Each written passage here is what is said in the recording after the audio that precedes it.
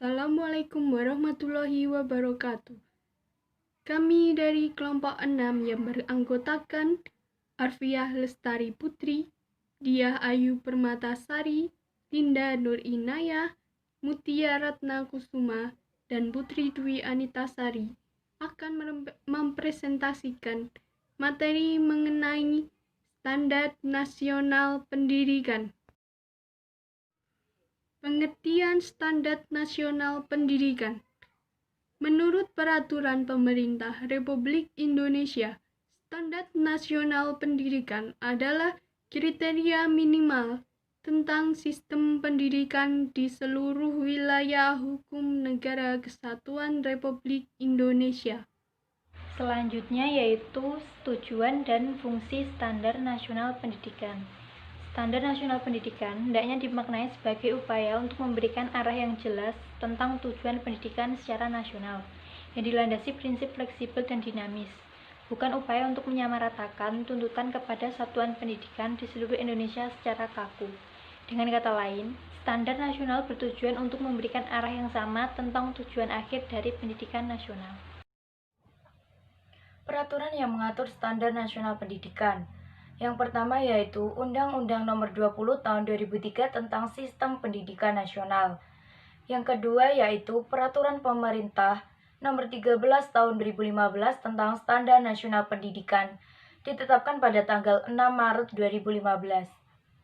Yang ketiga yaitu Peraturan Pemerintah tentang Standar Nasional pernah beberapa kali berganti.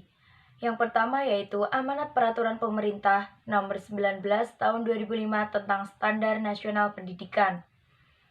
Kemudian peraturan ini diperbaiki oleh Peraturan Pemerintah Republik Indonesia Nomor 32 Tahun 2013 tentang perubahan atas Peraturan Pemerintah Nomor 19 Tahun 2005 tentang Standar Nasional Pendidikan. Dan kemudian diperbaiki lagi dengan Peraturan Pemerintah Nomor 13 Tahun 2015 tentang perubahan kedua atas Peraturan Pemerintah Nomor 19 Tahun 2005 tentang Standar Nasional Pendidikan.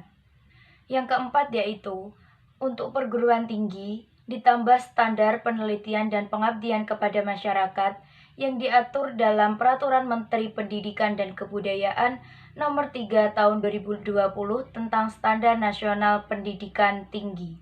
Standar Nasional Pendidikan dibagi menjadi 8 aspek dengan peraturan sebagai berikut. 1.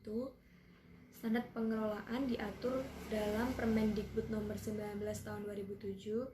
2. Standar kompetensi lulusan diatur dalam Permendikbud Nomor 20 Tahun 2016. 3. Standar isi diatur dalam Permendikbud Nomor 21 Tahun 2016. Nomor 4. Standar proses diatur dalam Permendikbud Nomor 22 Tahun 2016. 5. Standar penilaian diatur dalam Permendikbud Nomor 23 Tahun 2016. 6. Standar pendidik dan tenaga pendidik diatur dalam Permendikbud Nomor 12 Tahun 2007, Permendikbud Nomor 13 Tahun 2007, Permendikbud Nomor 16 Tahun 2007, Permendikbud Nomor 24 Tahun 2008, Permendikbud Nomor 25 Tahun 2008, Permendikbud Nomor 27 Tahun 2008, Permendikbud Nomor 40 Tahun 2009, Permendikbud Nomor 41 Tahun 2009, Permendikbud Nomor 42 Tahun 2009, Permendikbud Nomor 43 Tahun 2009, dan terakhir Permendikbud Nomor 44 Tahun 2009. 7. Standar sarana dan prasarana diatur dalam Permendikbud Nomor 24 Tahun 2007, Permendikbud Nomor 33 Tahun 2008, dan Permendikbud Nomor 40 Tahun 2008. 8. Standar biaya diatur dalam Permendikbud Nomor 69 Tahun 2009. Materi yang selanjutnya adalah pengelola Standar Nasional Pendidikan. Dibagi menjadi 3. Yang pertama, lembaga tertinggi yang mengelola Standar Nasional Pendidikan adalah Pemerintah Republik Indonesia telah mengeluarkan peraturan pemerintah. Selanjutnya, proses pelaksanaan di setiap daerah diawasi dari tingkat provinsi, kota, dan kabupaten. Selanjutnya, setelah di lembaga sekolah, Standar Nasional Pendidikan adalah tanggung jawab kepala sekolah. Agar cita-cita peraturan pemerintah tentang standar nasional dapat tercapai sesuai dengan tujuan bangsa yang tertera pada Undang-Undang Dasar Negara Republik Indonesia tahun 1945 di alinea keempat, seluruh pihak terkait harus berperan dengan baik. Indikator mutu pendidikan dalam standar nasional pendidikan dibagi menjadi 8, yaitu yang pertama standar isi, yang kedua standar proses, yang ketiga standar kompetensi lulusan, dan yang keempat standar pendidik dan tendik.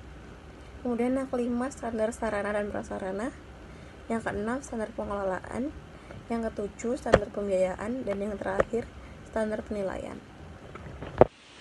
Waktu libur sekolah yang sesuai dengan standar nasional. Libur sekolah. Yang pertama, libur semester ganjil berlangsung selama 6 hari kerja.